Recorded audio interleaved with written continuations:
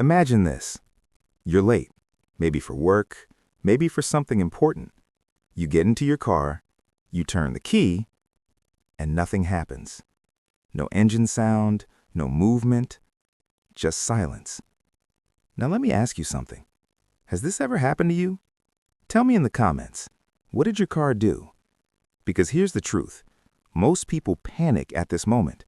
They think, that's it, something big is broken.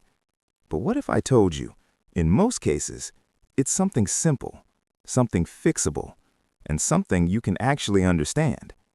Stay with me, because by the end of this video, you'll know exactly what's going on, and you might save yourself a lot of money.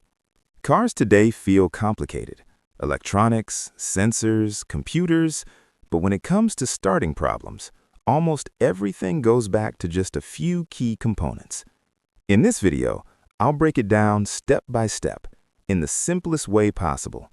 No confusing terms, no unnecessary details.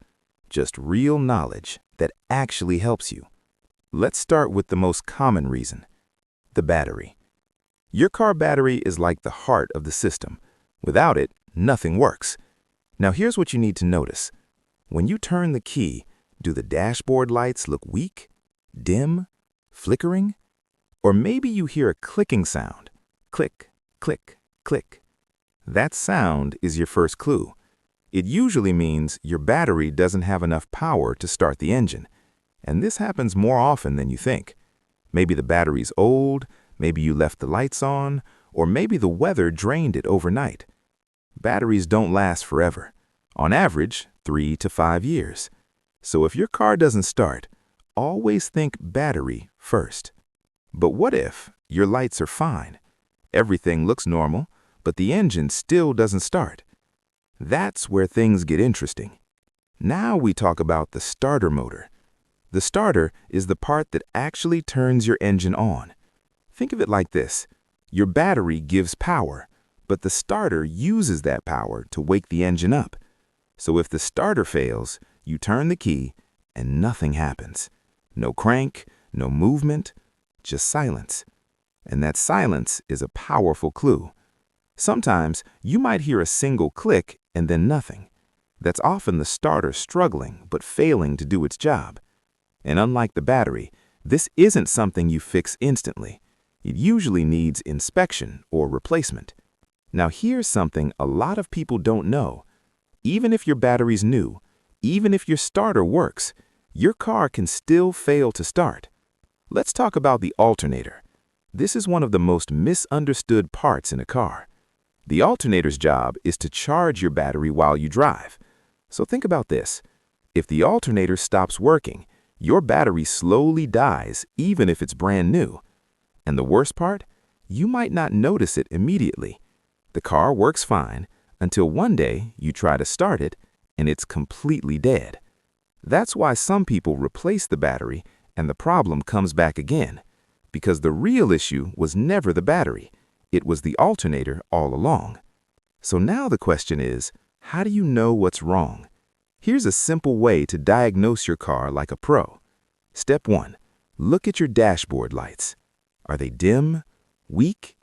That points to the battery. Step 2. Listen carefully. Clicking sound? Battery. No sound? Starter. Step 3. Try a jump start. If the car starts, it's almost always the battery. If it doesn't, you're looking at something deeper. Step 4. Pay attention after it starts. Does the car die again quickly? That could be the alternator. Simple steps, but extremely powerful. Now, let me tell you something important. The biggest mistake people make is panic. They go straight to a mechanic without understanding the problem, and sometimes they pay for things they didn't need. A simple battery issue turns into an expensive repair, not because the problem was big, but because they didn't know. Here's what I want you to remember. Your car always gives you clues, sounds, lights, behavior. You just need to pay attention. You don't have to be a mechanic to understand the basics, and once you do, you stop feeling lost and start feeling in control. So next time your car refuses to start, don't panic. Take a breath, observe, listen, and think logically, because now you understand what's happening, and that changes everything. If this helped you, drop a comment and tell me what happened with your car. Like the video and save it, because trust me, one day you'll need it.